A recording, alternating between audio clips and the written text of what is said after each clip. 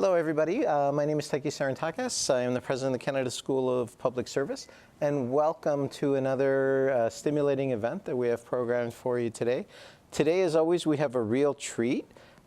We have Aaron Maniam, and I pause there because Aaron doesn't know that next week we have our big marquee lecture at the Canada School of Public Service, and that is called the Maniam lecture.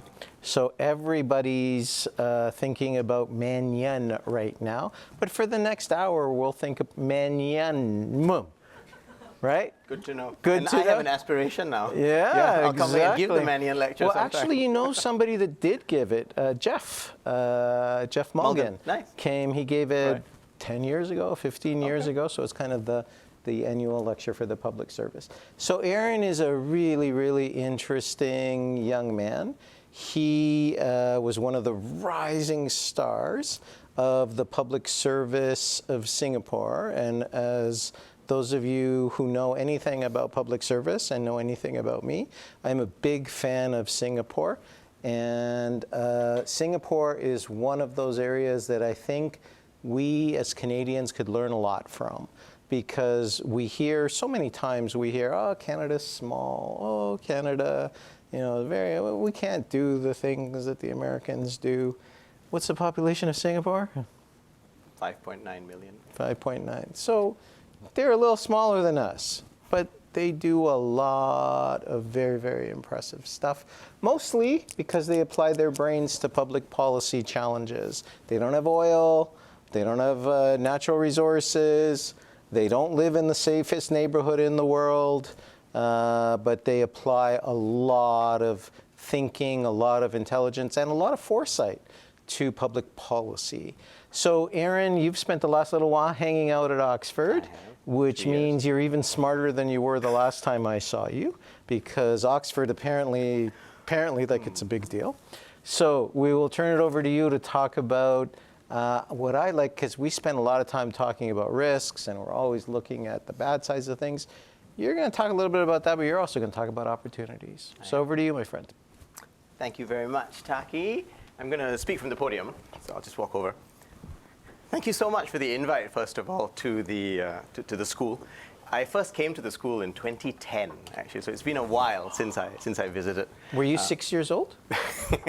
You're very, very kind. I haven't been called young for a long time, actually, so I'm just going to enjoy that, and kind of revel in it for a bit. When I was thinking about what to share today for the next 25 minutes or so, we kind of bounced around a few different ideas. Should we talk about strategic foresight, which was one of the jobs that I did in Singapore, setting up the Center for Strategic Futures, which is our internal government think tank, doing long-term thinking, a bit like Policy Horizons here in Canada. And I teach a bit about it now as well. And I thought, well, I could, but I'd rather talk about something a little bit broader. And then Taki said, well, maybe talk about AI, and talk about digital transformation, which is also what I teach about at Oxford now, having done my PhD on digital adoption by governments.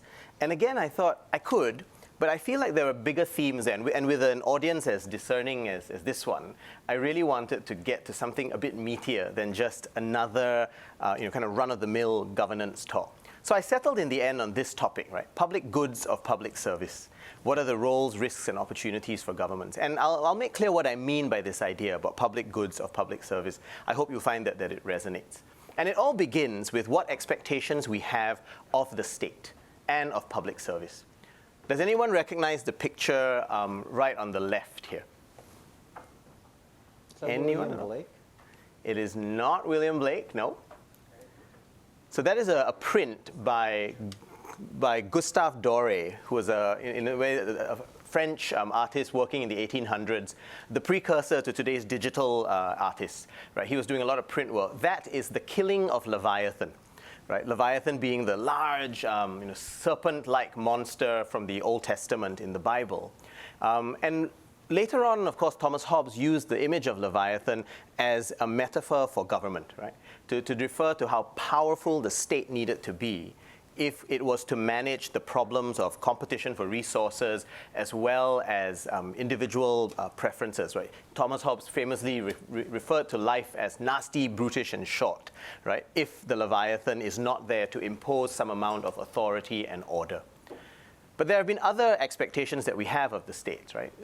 Weber, when he was writing, talked about the iron cage of bureaucracy, and we see one depiction of the iron cage on this slide, right? 2 windows of iron cages, each window telling you to go talk to the other side. And we've all met bureaucracy that's like that.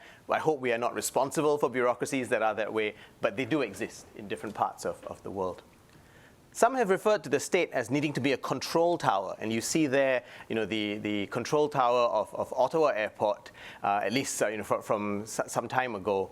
And the idea of the state as control tower is powerful, isn't it? Being that the state must have information and be able to call the shots, telling planes where to land, when not to land, how far to go, and to just wait. We've all sat in planes before where we're suddenly told, oh, we can't land yet because air traffic control hasn't given us permission.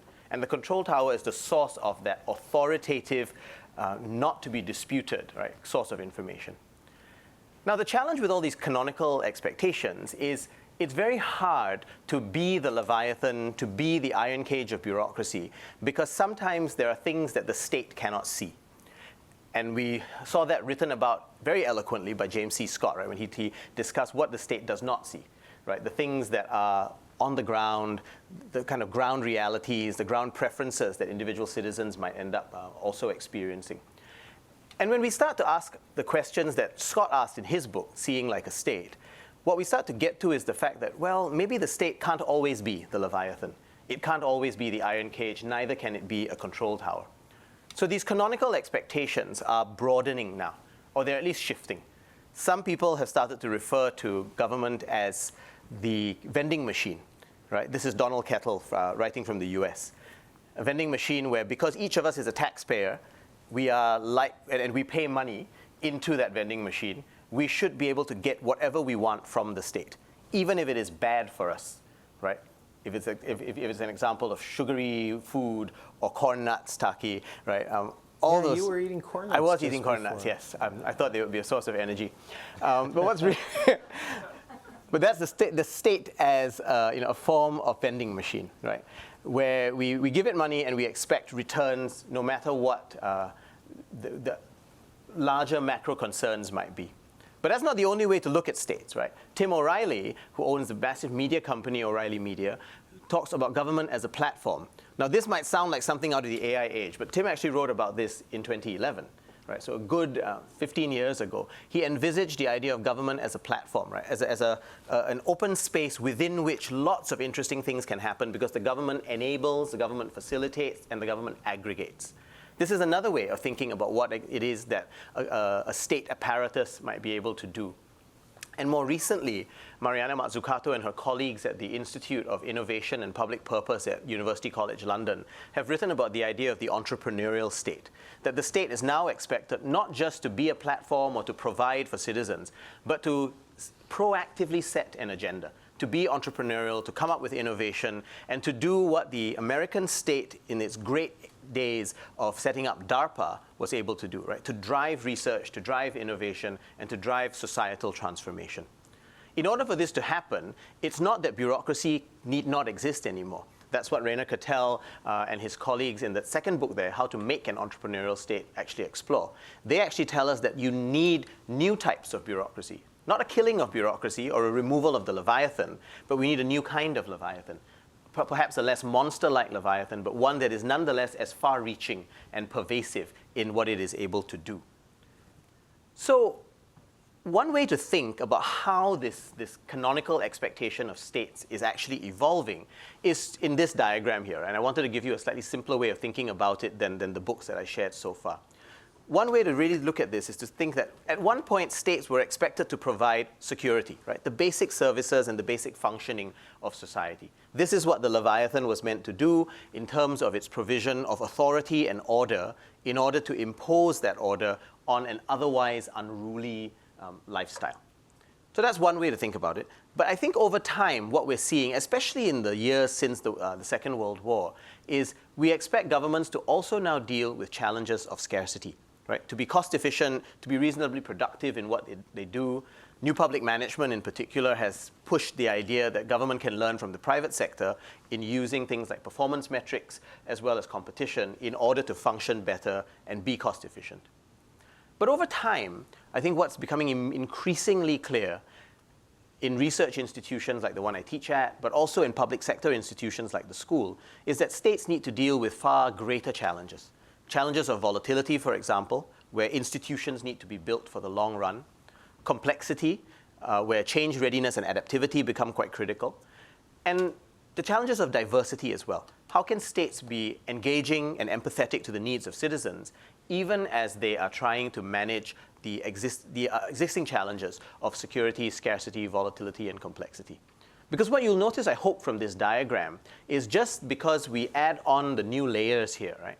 The old layers don't go away, right? Security persists even in a world of scarcity. As we need to deal with volatility, complexity, and diversity, the blue, the red, the green, and the purple of the earlier, more fundamental government priorities continue to be there.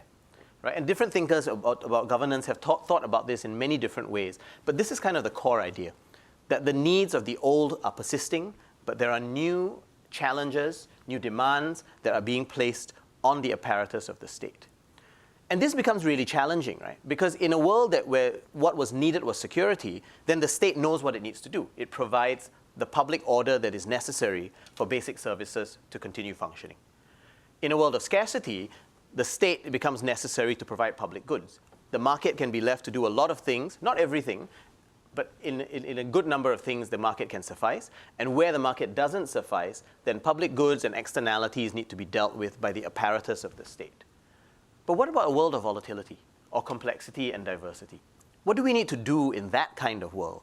And what is it that states can be expected to do, given that they have to do all of these things while maintaining their existing functions and dealing with the challenges of resource efficiency, right? Where we don't always have enough money to do the many, many things that are being expected of governments. So I think this is one of the core challenges, right? How do we fill the question mark that's on this slide in a way that allows states to responsibly do their jobs? So here's where I want to start telling a few stories, right, about things that governments have done in response to some of these challenges. Some of the responses to volatility, for example, have been to set up strategic foresight or futures functions in different parts of government. The top left of this slide is the ecosystem in Singapore, centered around an entity called the Center for Strategic Futures in the Prime Minister's office. That was an entity I was very privileged to set up back in 2009 or in 2010, and then watching the ecosystem burgeon into the rest of the government system. And in fact, nowadays, the foresight work also happens among some of the think tanks within Singapore. Just below that, you see the example of what the Welsh Commissioner for Future Generations is looking at.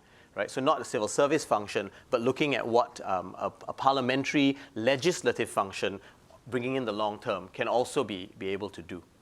You should be no stranger, of course, to the middle top part of that diagram. Policy Horizons Canada has always been a really, I think, important part of the global foresight ecosystem. They were important partners for us in Singapore. We learned a lot from them. And I think now we try and continue that interaction and mutual learning.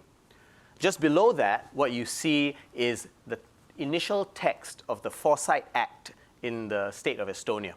Right? So foresight in Estonia has been enshrined as being done in a center that reports to Parliament. Right? So again, a legislative function.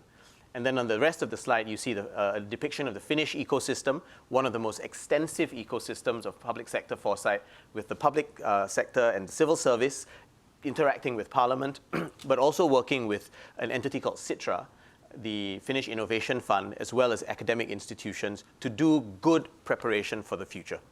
The last diagram there is from the UK, right? Futures, Foresight, and Horizon Scanning, which is done out of the entity they call the Policy Lab that reports to the Government Office of Science. Lots of different ways of preparing for the future, but all trying to deal with the challenge of volatility.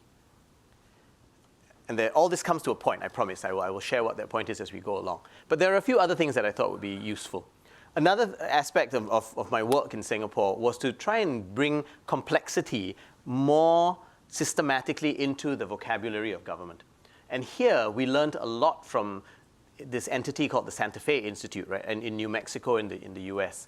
And one of the core ideas there is that complexity, as we see in this four-quadrant diagram, is not the same as a world that is clear, where outcomes are predictable and cause and effect relationships are obvious. Neither is it a world of complicatedness, where you can do research and understand what's coming out of it. The world of complexity is a world where we deal with vast amounts of interdependence, right, that are both constraining as well as coupling different parts of the world.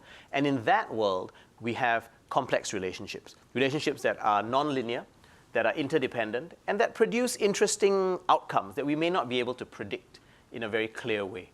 Then, of course, you have a world of chaos as well. But this work here, coming out of Santa Fe and out of a group called the Kinefin Institute, right? This diagram that you see is called the Kinefin diagram, developed by a chap called Dave Snowden and Mary Boone back in 2007. And it was meant to help us understand that if we are operating in the complex quadrant, then the standards of clear, predictable outcomes that we would have in the complicated and clear worlds are not the right standards to use, right? We need to find new ways, new experiments to actually run in order to function well, and states need to learn how to do those experiments rather than be purely constrained by bureaucratic regimes. So here are some examples of the kinds of experiments that have come about, right? The left-hand diagram is an experiment that our Land Transport Authority in Singapore tried, where we offered free rides on our local metro for people who clocked in before 7:30 a.m. And the idea was, if we can use that to shift some of the largest volumes of morning traffic, why not, right? Maybe that will help deal with the rest of the congestion that was taking place between 8:30 and 10 a.m. every day. What we found from this experiment is that the desire for sleep is far greater than free things. Very, very little uptake in it. Yeah. But we learned from it, right? And I love the fact that we tried it because, at least now we know. And because we tried it in a fairly localized way, we didn't waste a lot of government funds on it, right? So I think it enabled a huge amount of learning. And that's what experiments do, right? They allow us to probe the complexity of the world and learn from them. So the other examples that you see here, right, the accelerator labs from the UNDP, or the effort to develop policy experimentation in Portugal, all of these are examples of trying to probe the world, using experiments in order to respond to the needs of a much more complex operating environment. So we've dealt with volatility, we've dealt with complexity. What we've also found increasing needs for are the ability to respond with empathy and understanding to the growing needs of citizens, right? The world that is more diverse is one that requires the state to not just be a leviathan, but to be an entity that can care, right, for citizen needs. Things like design thinking that were pioneered in places like IDEO have been one aspect of that, right? The ability to frame questions, to prototype, to understand in an ethnographic way what the needs of citizens are. All those are really quite critical priorities for governments these days. No longer are we just dealing with the needs for a world of efficiency to dominate what a state must do. And increasingly, I think we're finding that in many countries, deliberation is becoming more important, right? The involvement of citizens in creating policy, not just in responding to the ideas that a government might have, but responding to governments and actually providing ideas for what they feel are necessary for their needs to be met. That is increasingly, I think, what governments need to be able to provide. So some of these ideas are captured in the book called Citizens, which a very dear friend, John Alexander, has written. The diagram that you see on the bottom left here is a piece of artwork that was created from a large citizen deliberation process in Singapore, done in 2011. And now the ecosystem is much more developed, whereby there is actually a government partnerships office in our Ministry of Community, Culture and Youth that is spearheading this work to speak to citizens much more and ensure that their voices feed into the policy formulation and the policy delivery process. You do some of this work in Canada as well, right? I love that publication on the right here, which is from the Center for Media Technology and Democracy in McGill University, looking at how deliberation can be used to understand AI better and figure out what we need to do in policy responses towards the artificial intelligence challenge. Now, you'll notice that in all of these, I have called the heading of the slides some stories that became less parallel over time. Right? So I told you a story of futures, of design, of complexity, of experiments. This is a slide that's about digital transformation. And all of these look like very different phenomena, but they do become less parallel. And I'll explain to you why this is an important thing. But on digital transformation, you in Canada should be no strangers to this effort, right? You have two global treasures, at least, amongst your thinkers and doers here. Anybody recognize the two folks you see here? Visitors here. Excellent, yes. I've definitely seen posts from David having been here. So on the right, we have Amanda Clark, right, who I always tell Amanda that she is one of my great claims to fame, right? My PhD supervisor and hers was the same woman, Helen Margetts, right? So Amanda and I are both part of the Helen Margetts genealogy, right, of people who have studied digital government. I said to Amanda once that her thesis was one of the most beautiful pieces of writing I have ever read in scholarship. And it's a really wonderful piece analyzing digitalization in Canada and the UK, right, and looking at how increasingly states are adopting tech in ways that feed the kind of entrenched and prevailing structures that already exist in those states, rather than in transformative ways. And we'll come back to that theme shortly. David, of course, has been pioneering digital transformation for a very, very long time, right, and is doing it now out of UCL. So all of these, whether futures, complexity, experiments, design, citizen engagement, or digital transformation, can appear very different, right? They have all had their own movements, their own dynamics. They've been different parts of government systems at different times in history. But what I want to suggest to you, and this is probably the core of my argument today, is that these stories are not parallel stories.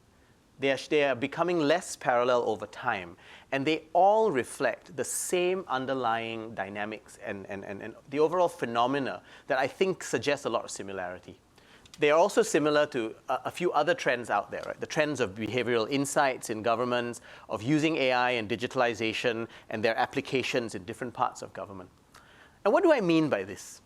You'll notice that in each of these examples, right, there is something happening, right? The planning for the long term, the planning of citizens, incorporation of their views, designing for citizen needs.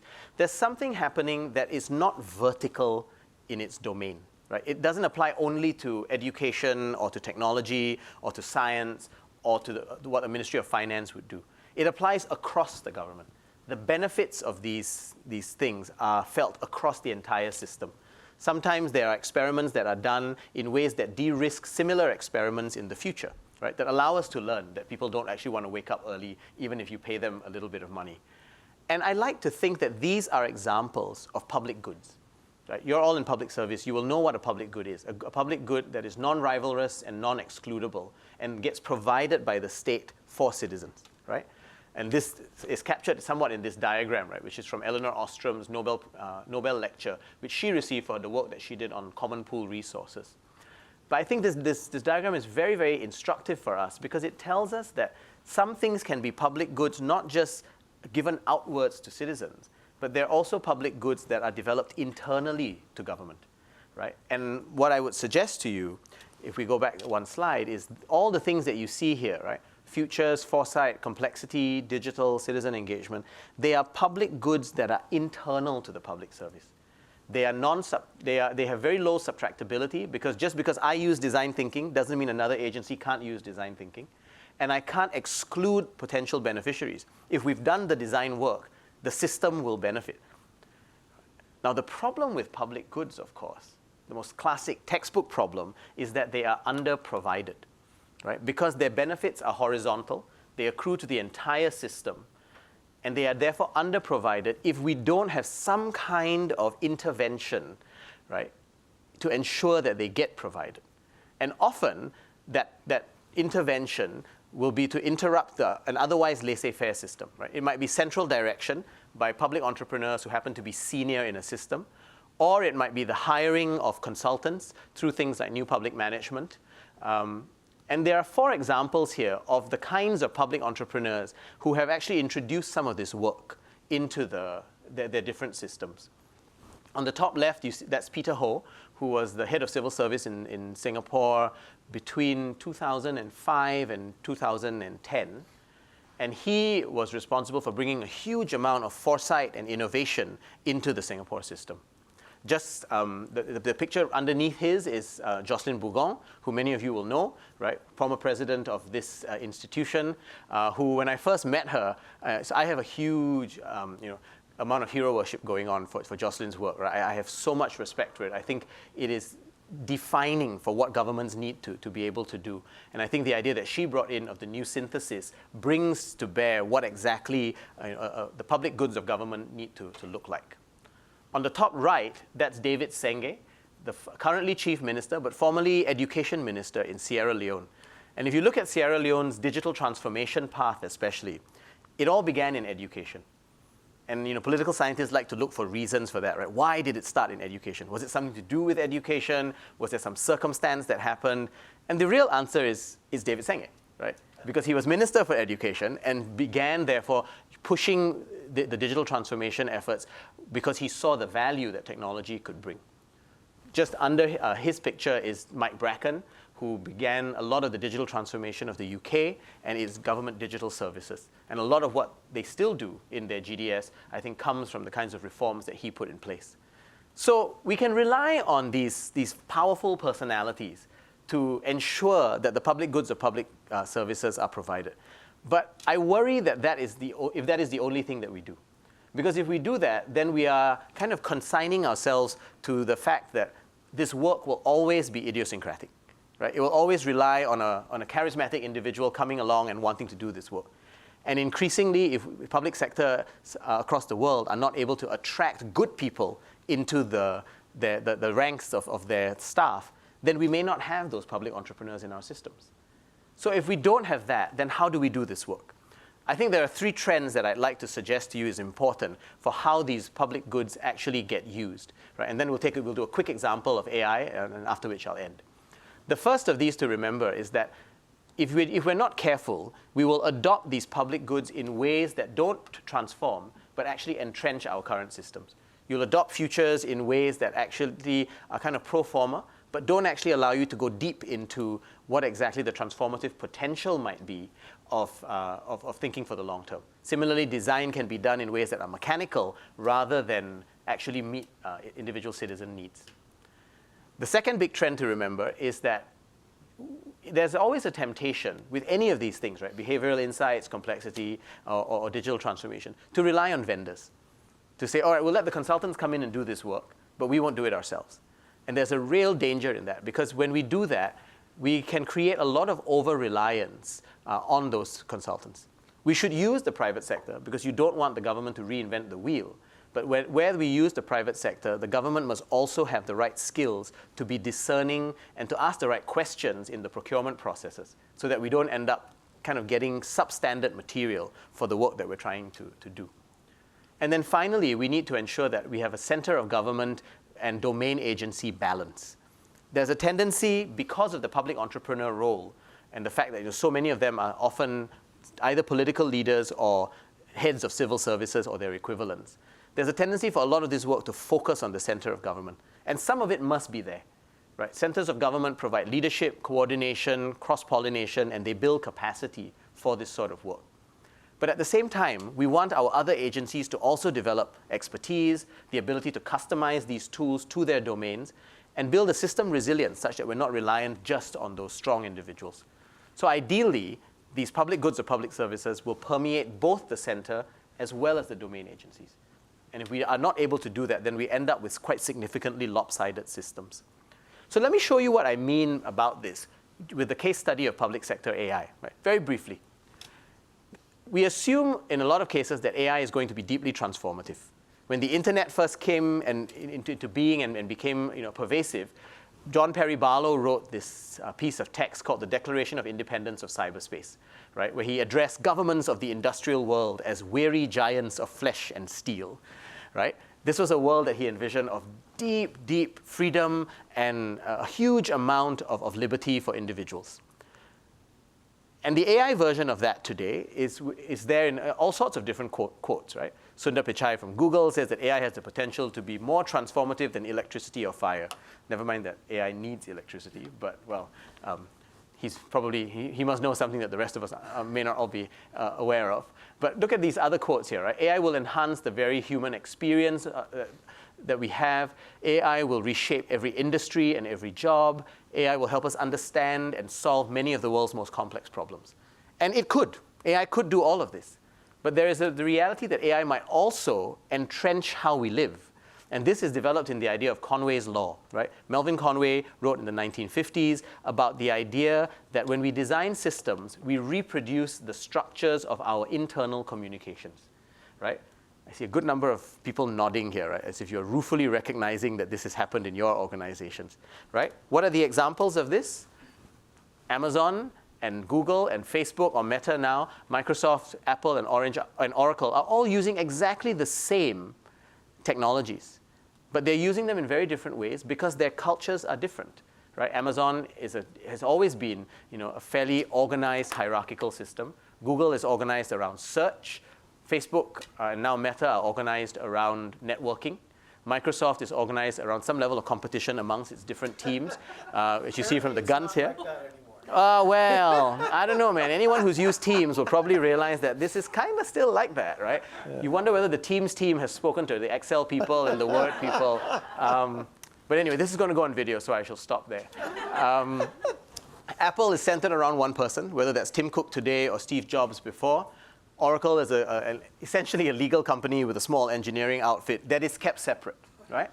And what's really interesting about all of these, right? I will not ask you at this stage what are the structures of the Canadian government, right, or of the agencies that you work in. But the reality here is that we can end up with this kind of entrenchment, right? If it's happening in the private sector, it's going to happen amongst public sector agencies as well. And that entrenchment affects the kinds of scenarios that we will face in dealing with different aspects of AI. Right? If AI truly transforms, then it can transform both the positive and the negative effects that we're seeing on this 2x2. And if it's going to reinforce, it can also reinforce with positive and less positive effects. So these are kind of 4 scenarios, right, in a 2x2 matrix that might give us a sense of the different possibilities that AI might have. We can have a world of abundance, a world of darkness and really difficult consequences, a world of inequalities, and a world where the status quo is roughly maintained, but made faster, more efficient, and more productive. These then have very, very different consequences for policy, right? Because in the top right-hand corner, you have a world of multiplicatively powerful use cases, right? Genuinely transformational sets of ideas. In the bottom right, you have a world of culture wars, of mis and disinformation, and of kind of online harms becoming much more pervasive. You have inequalities on the bottom left, and a world of convenience and efficiency gains on the top left, which means that the policy responses have to be very different, right? They will range from skills challenges and skills policies for the top right, regulation and legislation on the bottom right, ensuring of parity through subsidies and policy transfers on the bottom left, and governments keeping space through skills on the top left. Now, why is this important? Because this is the kind of world where governments are not just dealing with problems of public order or scarcity anymore. This is the world where volatility and complexity and empathy and diversity start to become increasingly important. And I'll quickly just go through this. I won't go through the table, but I just want to say that a good national AI strategy, from what I've seen in my research, and we've examined about the AI strategies of the top 20 governments in the UN e-Government Digital Index. And what we found is all of them actually have 6 levels of infrastructure that they're using well. They have a good digital infrastructure, a hard infrastructure. Despite playing mostly in the virtual space, the hard infrastructure is important in terms of cables, connectivity, compute, and data centers. There's a legal and regulatory infrastructure, the right rules being in place. A people infrastructure for the sorts of skills and development that need to happen at the workforce, in the public sector, as well as amongst research communities. You need a cultural infrastructure of experimentation, of responding to complexity and adaptivity in a system. You need agility infrastructure to prepare for the future. This is the institution building that we mentioned earlier. And you need a civic infrastructure that brings citizens on board that process and makes them part of the conversation of using AI in the best and most meaningful ways. And that's the infrastructure of diversity and dealing with the need for empathy. So the reason I wanted to share that with you is I think governments can provide the public goods of public service. We know that it is possible. But for it to be done well, we need to ensure 2 things. Right? One, we need to ensure that our systems are geared to deal with the problems of genuinely transformational use, and we need to deal with the effects that public goods will always be underprovided unless there is some strong intervention at the system level for how these goods will actually get used. But secondly, and I'll end off on this idea, public goods aren't everything. Right? We also need to remember that public goods are about the capacity of the states, which is the vertical axis on this 2x2. We also need to have the intent of our states become an important and overriding concern, I would think. Because if you have positive intent and high capacity, that's hopefully the kind of government that Canada and Singapore and other governments are aspiring to be. But if we don't have those, then we end up in one of these other three quadrants, which can be quite dangerous, right? Because whether you're muddling through being a failed state or dealing with high capacity, negative intent, right, through kleptocratic and authoritarian systems, those can be very damaging, right, for what citizen welfare is trying to achieve. So I'll end on this note with a bit of a nod and an homage to Jocelyn Bougon's work on what she called the new synthesis of public administration, because I think it captures actually the kinds of public goods that I've been referring to throughout this little talk.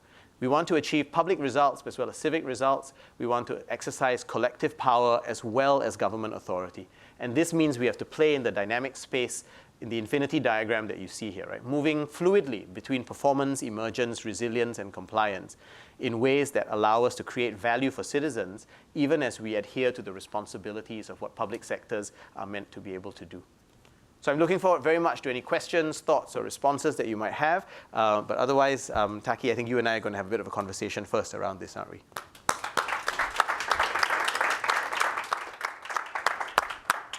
That was a wonderful tour de force, Aaron. So we're going to talk a little bit. Put up your hand so I catch your eye, and we'll start incorporating people into the conversation. So Aaron, I wanted to start where you started, which is the notion of the state. And I think one of the things that I took away from your presentation today is that our notion of the state is changing. And fundamentally, I think there's no disagreement from anybody that first and foremost, the state is responsible for security. If the state cannot secure the physical well-being of its citizens, it's not really a state. It has already fallen into one of those bad quadrants, which is, in this particular case, is the failed state. And we've seen those: Venezuela, Syria, Guatemala. And in fact, we're seeing too many of those failed states going forward. So after that, though, it's a bit up for grabs. Yeah. So how do you see the Western state reconceptualizing itself during this period beyond security? I think what I often kind of latch onto here is the fact that we basically need a new metaphor, right, for what states are able to do. The older ones that I mentioned in the slides, the iron cage, even the government as platform, are not quite enough. And I think we need to think of the state as much more of a complex ecology, bringing into bear the old functions of security, definitely, but recognizing that security is also now defined in ways that intricately enmesh with other issues. It's very hard to be secure if you don't have a strong economy as well, right? So the needs of the world of scarcity and the world of security are starting to interlink. At the same time, if we don't involve citizens in the processes of the state, then the state may not always be as legitimate as it would need to be in order to engender trust and achieve some of the broad functions that it needs to do, right, in a world that is much more complex and volatile. So that's where the deliberative infrastructure, the need to get citizens on board, and for citizens to know that their needs are being met, right, that becomes really important for what states are able to do as well. So I tend to think of this as much more about a world where the state is both enabler as well as a maintainer of kind of the basic infrastructure through which the needs of everyday living that citizens have are actually going to be met. So that's why the 6 infrastructures in the AI example become so important. So we have seen in many Western states, including, unfortunately, Canada, dramatic increases in things like food insecurity, dramatic increases in things like housing insecurity, dramatic increases in availability of health care, which causes its own type of insecurity. Is that basically a redefinition, not so much of the state, but of security, and then therefore that the state has a role to play or a function to play, or at least when those things aren't working as well as they have historically have worked in Western states, does that then bring up, in other words you just used a moment ago, the legitimacy of the state? Like what is the state good for if I'm having trouble feeding myself, if I am having trouble housing myself, and if I get sick, I'm going to die in an emergency hall room? Yeah, I think that's a very, very profound question. And I don't think it's only about security, though. What I think is happening here, if we go back to Amartya Sen's work on capabilities, for example, which I think is actually a really important metric for us to use. Right? States are here not just to provide utility in an economic sense, neither are we here to provide access to resources. We're here to help citizens lead flourishing lives, ultimately, right? In our best, most fully formed functioning. And the ability to flourish depends on whether or not citizens have access to these basic needs and the capabilities for that flourishing life. So that's where I think things like food insecurity, healthcare, education all become quite critical. Right? So at that basic level, I think the states have to provide those forms of capabilities or provide the ability to find those capabilities among citizens. But what's also really interesting is this is not an argument for endless provision by the state, right?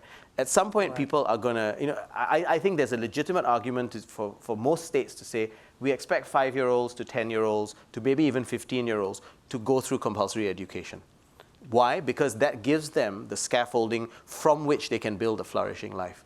But states are not going to tell someone you must go to university because they recognize that not everybody needs to do that in order to lead a flourishing life, right? And so I think the flourishing is an important part of that base infrastructure of what states provide, but there's also then the sense that states provide the ability to make informed choices, right? Especially once we have acquired the ability to choose.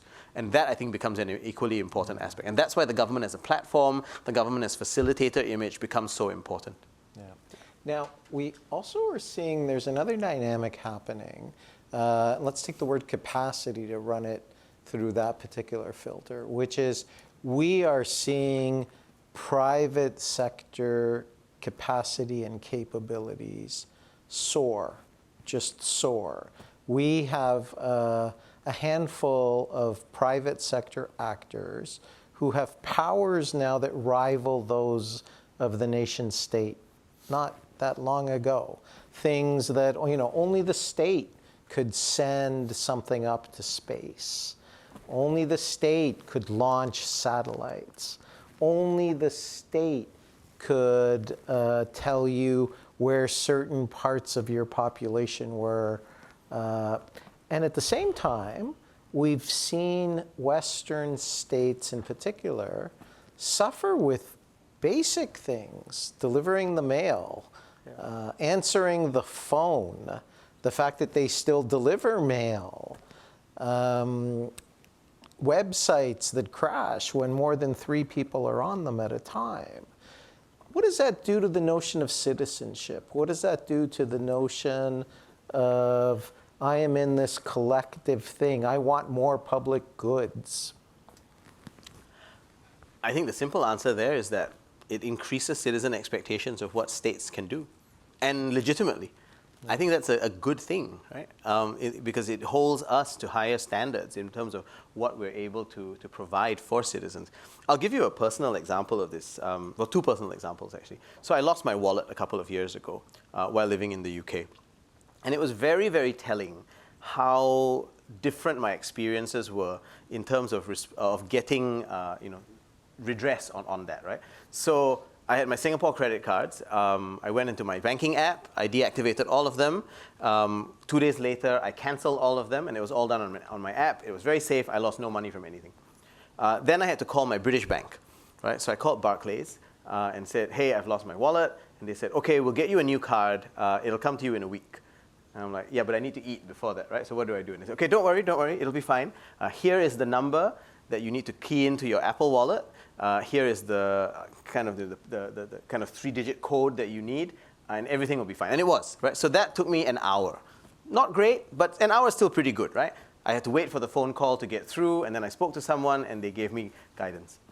I also, at that point, lost my physical British residence permit card.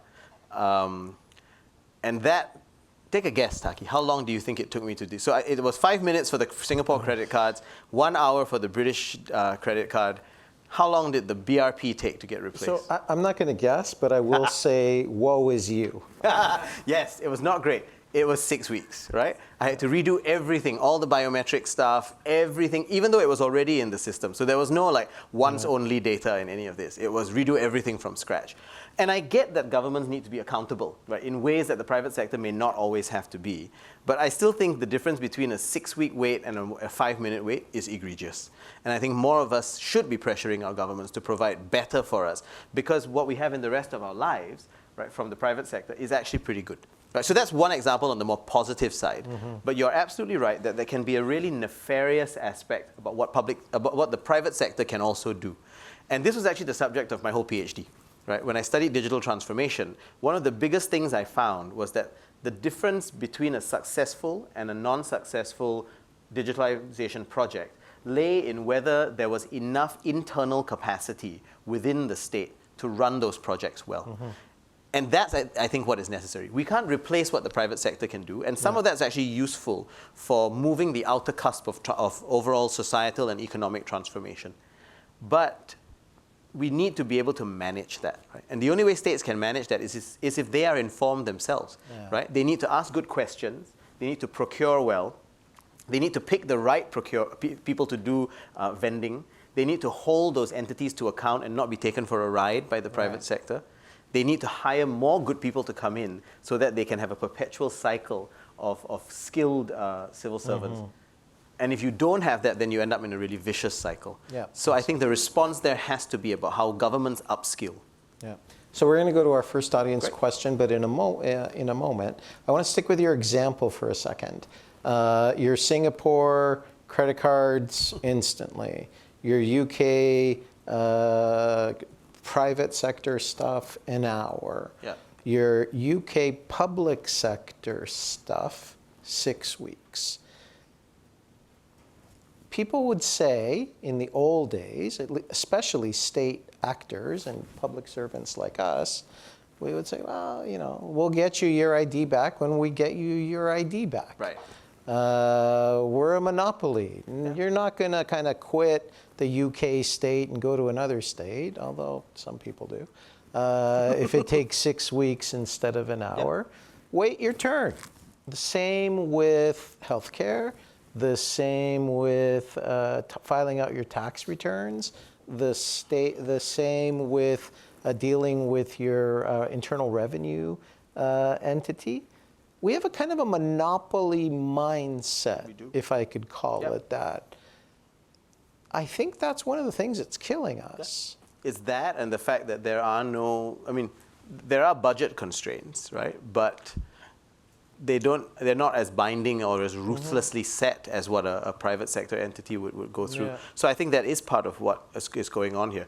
And I think that the pity with that is that monopoly mindsets don't have to lead to that. A good monopoly mindset can also say, I want to stay ahead. I want to keep making myself better, right? And I think that's the core idea of the entrepreneurial state, the mission-oriented state that the Mazzucato work is trying to get to.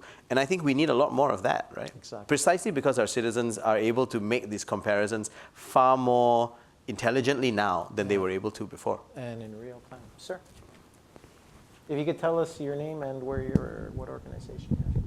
Thank you. Very enlightening, Aaron. Thank you very much for sharing with us today. Alberto Garcia Vargas from Treasury Board Secretariat. I have 2 questions that are related. The first one is about the role of the public service in supporting the state in its agenda. So what is that role of the public service in getting a government in that upper right quadrant?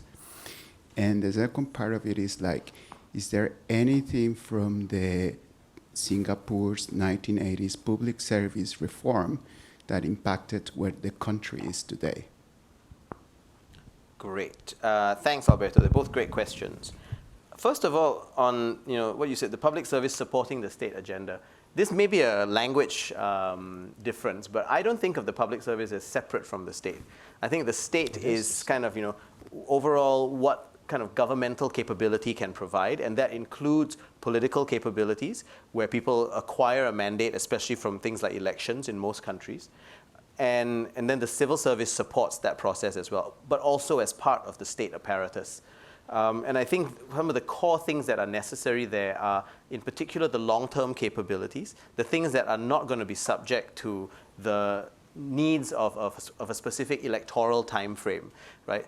The things that we know will transcend. The civil service needs to have capabilities on those issues. They need to be able to analyze them, to make recommendations, and to ask, nonetheless, for the ability from their political leadership to say, we will make a stand on some issues, and we will say that we want to take certain steps, even if we know that the consequences of those steps will outlast a particular term of government. The analysis for that, the ability to figure out the pros and cons, needs to come from the civil service. And that means building up genuine expertise and skills and capabilities. What's also important, I think, is delivery capabilities. So this might seem less long-term, but it's equally important, right? Delivery, not just in terms of the state imposing itself on citizens, but in a lot of cases, co-delivery with community organizations or citizens themselves. And we need this because it is part of a civil services job, I think, to support the mandate that has been gained by the political leadership. And that means delivering on the election promises and whatever was in their manifesto, right, when they stood for that vote. And this is interesting because when I mention this to Canadian public servants, a lot of them kind of recoil at the notion that we are all, as federal public servants, we are part of the executive branch of government. We are not part of Parliament. We are not independent. We are not part of the judiciary.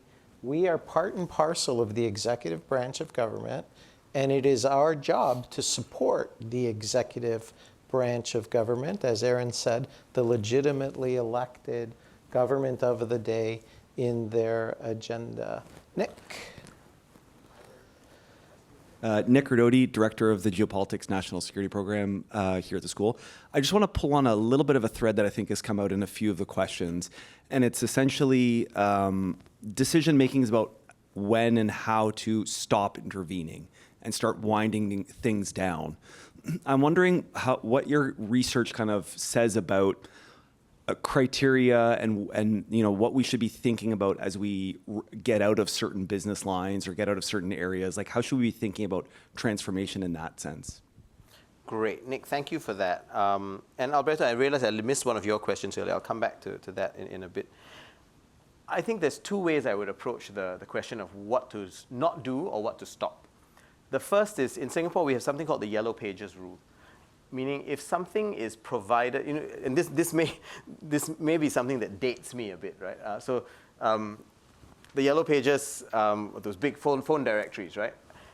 And the idea basically is, if something is found in there, right? If it's already being well provided by the incentives of market demand and supply, then the state does not have to intervene in that. The state intervenes where the market fails in some way. So the Yellow Pages rule was a way of civil servants holding themselves to account and saying, if something is already provided by a private entity, then go through the process of procuring for it, even if it is a bit inconvenient, right? Work with that partner rather than try and do everything yourself. Because if the state does too much on its own, then it bloats, right? And it becomes, I think, an unnecessarily inefficient outfit. Because there's probably things that the state will try to do, which it can't do as well as an entity in the Yellow Pages. Then the second question is, when it does intervene, right, when to stop? For me, the line is quite simple. You stop when you start moving from being an enabler to being a crowding out entity, right? If the state, for as long as the state intervention enables things to get done, if it creates civic capacity, it can encourage that, right?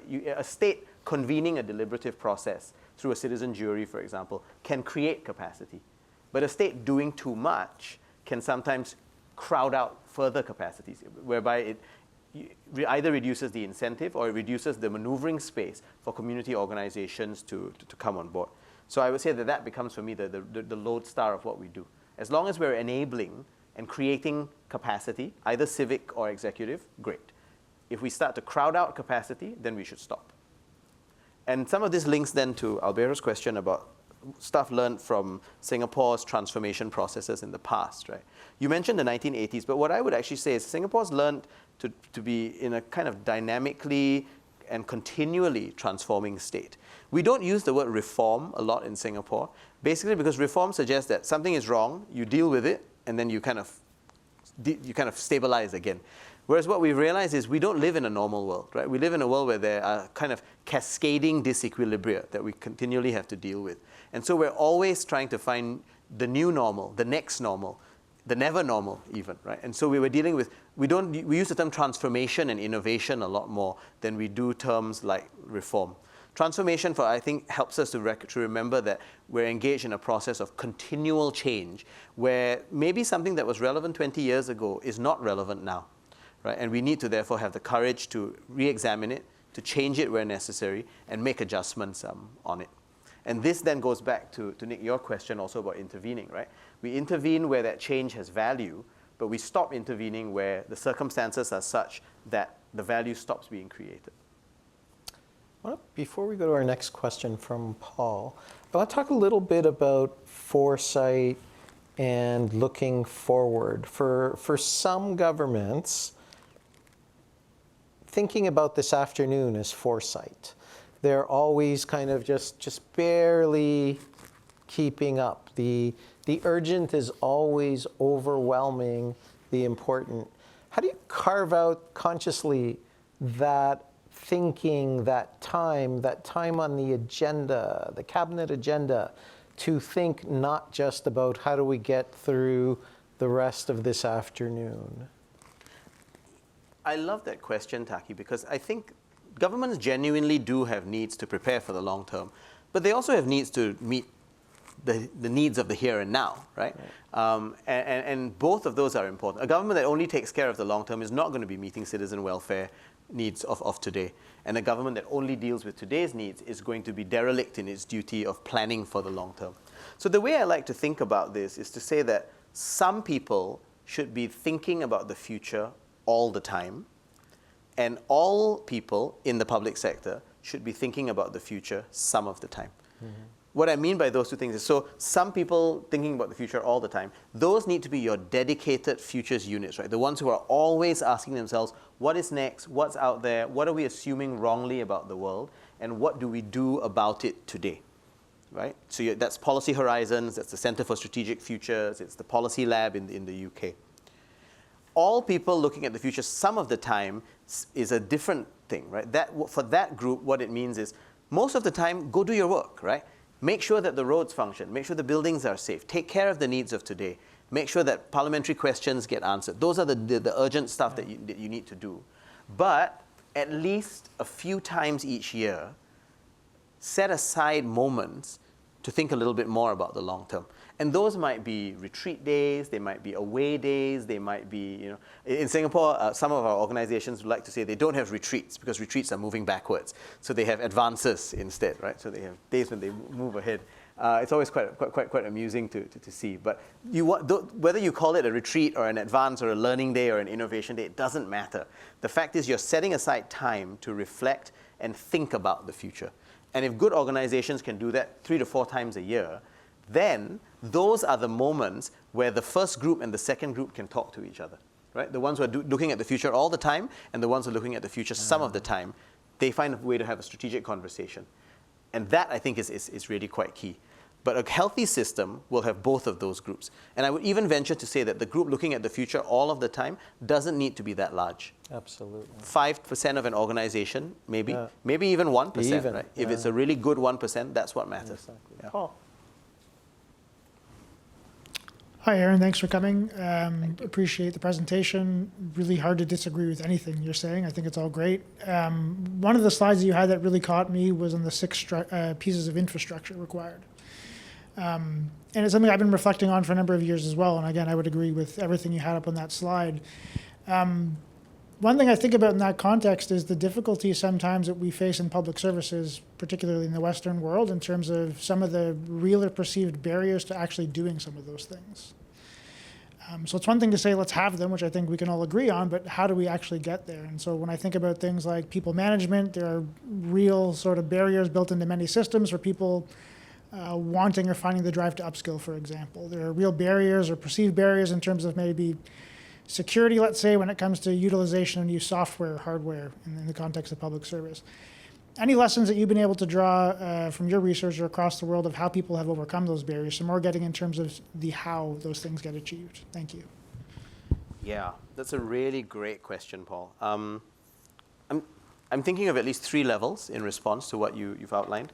First of all, there are going to be rules in place, and we need to make sure that the rules are there to help those valuable things to happen and don't end up stymieing them from happening. Usually what you described, for instance, if you can't even test out new technology because your security rules are so prohibitive, then you don't really have space to do any kind of experimentation, right?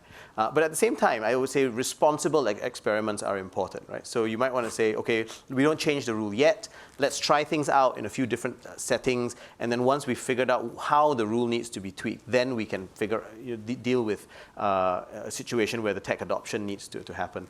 I do think public sectors, for example, rightly don't adopt newest versions of any piece of software, right? Because you want to give time for some of the kinks in the software to be worked out. But having said that, waiting for years and years before you adopt even a version of Microsoft that's 5 years old is probably not going to lead to any kind of healthy system. So I think rules need to make sense, first of all. Second, our protocols and processes need to be such that they reinforce the mindsets and the culture that we're trying to build. And what I mean by that is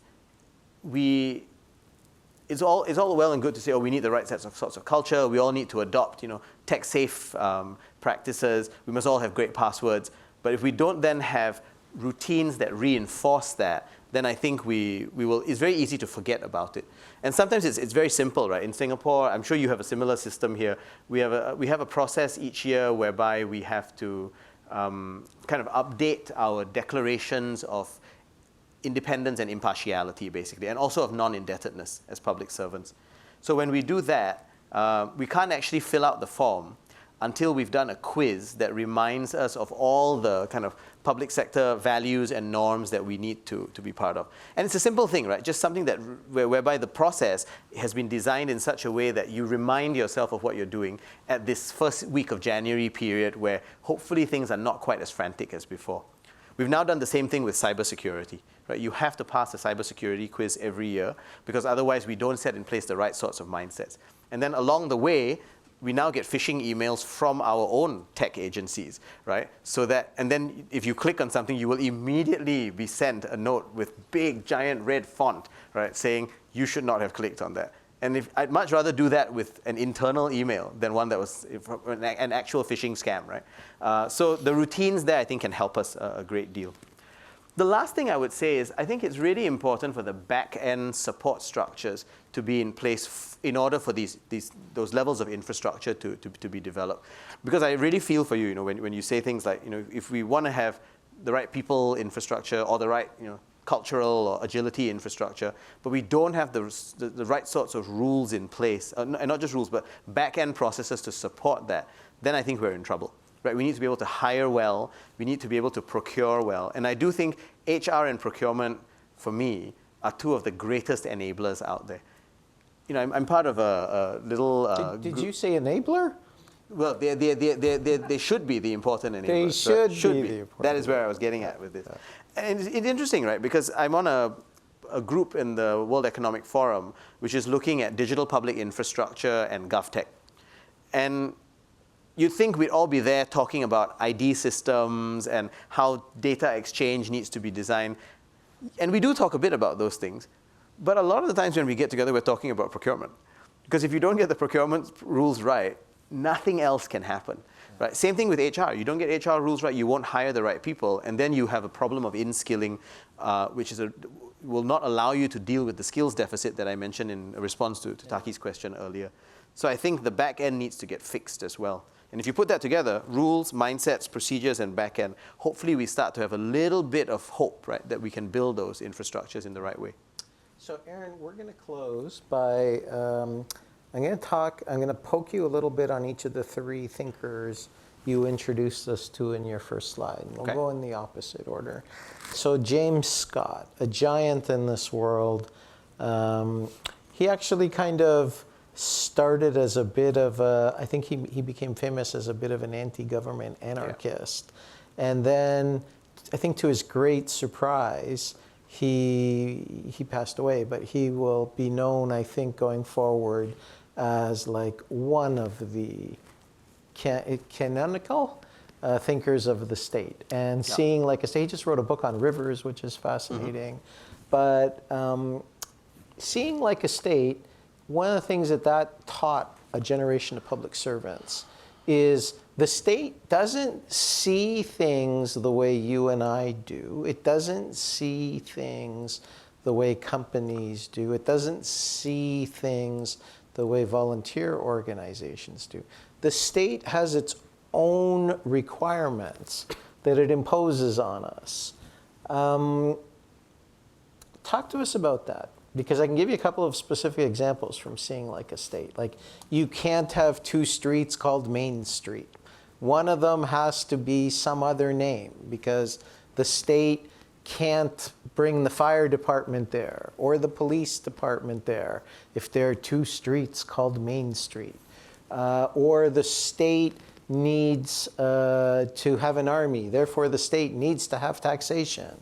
Therefore, the state will always need a coercive source to make sure that it generates art. Talk about James C. Scott and the state for a moment or two in today's world. Yeah. So I think this goes back to that diagram I had with the overlapping circles, right?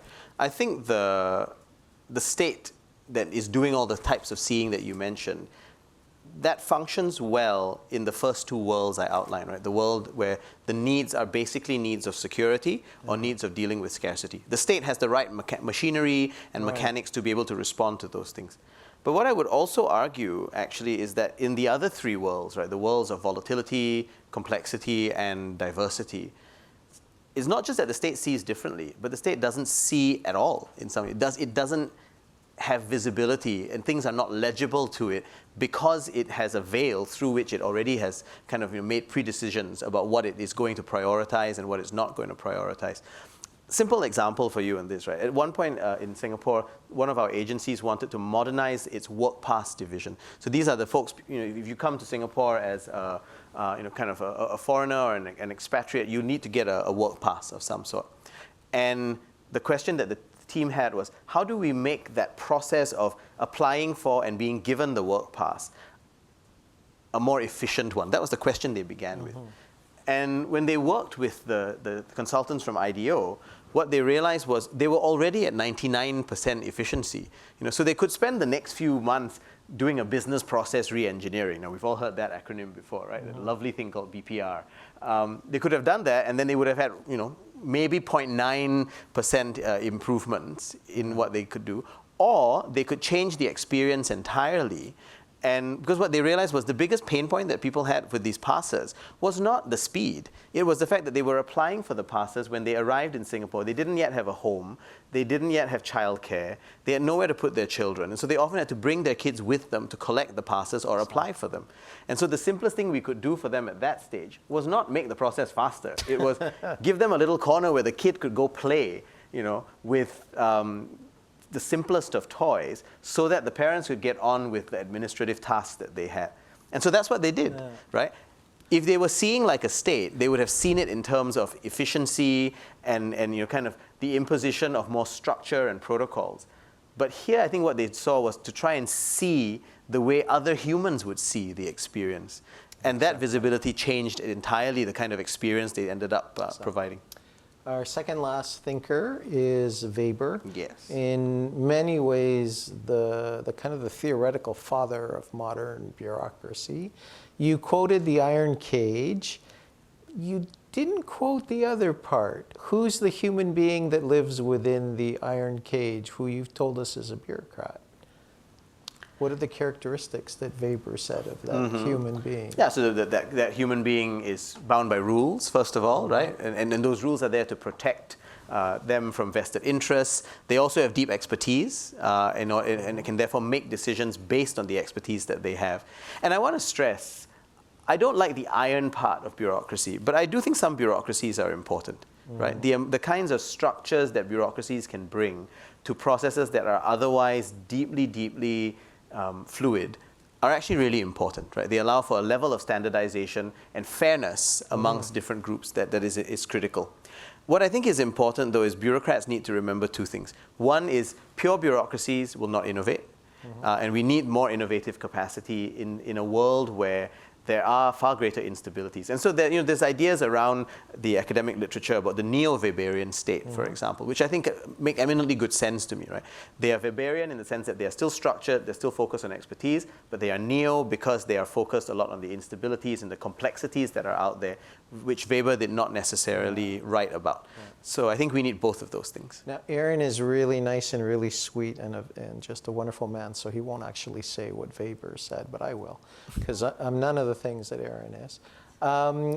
Weber said that the people in the iron cage imagine themselves to be the greatest thing that humanity has ever achieved, that there is nothing greater, that, we write the rules, we know what is right, we know what is wrong. And he said, but actually, sometimes that's not true. And I think that's important for all of us to remember, because our reality is within a system. It is not the world outside of that system, per se. Then our last thinker that you introduced us to in your first slide, Thomas Hobbes, and you quoted the nasty, brutish, and short. If we look around the world, we are living in the age of abundance. We are living in the age of increasing life expectancy. We are living in the age of increasing inoculation rates, education rates. Yet I think in the back of our minds, a lot of us are kind of going, it feels like we're going back to nasty, brutish, and short. Yeah. Is there an incongruity there that you can help us grapple with? I don't know about incongruity. I think we're living in a K-shaped world, where there are different trajectories that different groups are taking. And some of us are indeed experiencing all of those, forms of abundance that you mentioned. Ezra Klein and Derek Thompson are writing about the age of abundance. But we're also dealing with conflict coming back. We're dealing with an age of mercantilism, right? Where, that's kind of the economic version of the life that is nasty, brutish, and short, right? And I think those are very, very real as well. And in a way, I suppose they are kind of necessarily correlates of each other. That some of the anger that has driven the inequalities on the one hand are what's causing the shortness, the nastiness, and the brutishness of a lot of life. And part of it also comes from a sense that not everybody feels they are able to play and are feeling the dividends of the abundance that's also out there. And that, I think, is an important role that responsible states will want to be able to take on, right? To say, how do we ensure that everybody receives at least some of the dividends of growth and the dividends of what we used to call globalization, although we don't hear the term quite as much anymore. If states can do that, if states can help to make sure that the least empowered are supported, and that some of the benefits that the most empowered receive are also redistributed, then I think we'll end up with much more balanced and much less top-heavy systems. So Aaron, you are one of my favorite thinkers, and I think you've given a good indication to the audience here today and online in this last hour and a bit as to why you are one of my favorite thinkers. Thank you so much for coming and spending some time with us at the Kennedy School. Really appreciate it. That was fun. Thank you, my friend.